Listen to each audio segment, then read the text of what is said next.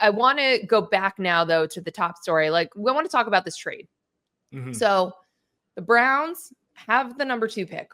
All along, we have seen people, obviously everyone puts a caveat, like, hey, there might be trades.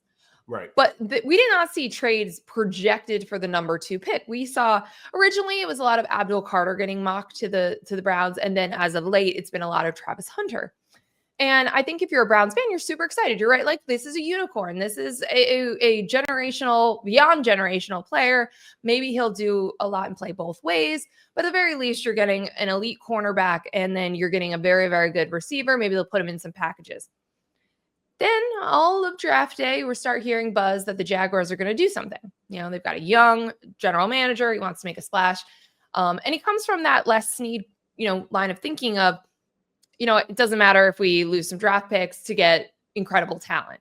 And then, boom, you have this trade, and the Bears get a lot. They get more picks, which they needed, but Jacksonville Jaguars get Travis Hunter. And I think you've got to feel really excited about that if you're a Jags fan, because he's just exciting to watch. He is fun to watch. The Jaguars are going to be entertaining to watch.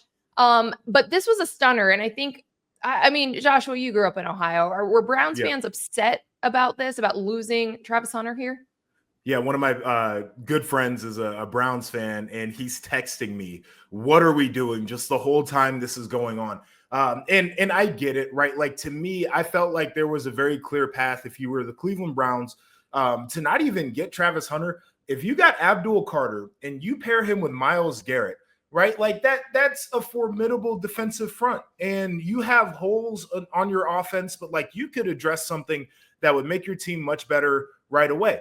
They went for, no, we're going to stockpile picks, and these picks are important to us. And I understand that. And by the way, Mason Graham, pretty damn good player. So it's not like they walk away with like some player people should be mad about. So at the end of the day, I do think it worked out for Cleveland, even though people weren't excited on them passing on either Abdul Carter or Travis Hunter. Now for Jacksonville, their side of this, I think it's really intriguing, because when I look at them, I feel like put Travis on the offensive side of the ball. I think they got Brian Thomas last year out of LSU, and now you have Travis Hunter and Trevor Lawrence, young quarterback, getting paid a ton of money. Like, help him out as much as possible. So I'm curious to see what that actually looks like there. The last thing I'll say, and I've gotten this opinion the closer that we got to the draft on Travis Hunter. I think he is a really, really good ball player. I also think that his value was pushed up from the idea that he could play on both sides of the ball. And so I think there is this idea that you kind of have to squeeze that out one way or another. Full-time on one side, and you've got to be able to play him situationally on the other side to justify him being the number 2 overall pick, because otherwise I don't think he was necessarily that if you were just grading one side of the football. All of that to say, Jacksonville has many options here, and frankly, I think either side of the ball they put him on, it's kind of hard to go wrong. He could help them on both sides of the ball. So I feel like we have been saying in a lot of, Connor Rogers, our colleague here at NBC Sports, about our draft guru. I feel like we had all said, like, the easier setup is to be a full-time cornerback and then add in packages as a wide receiver.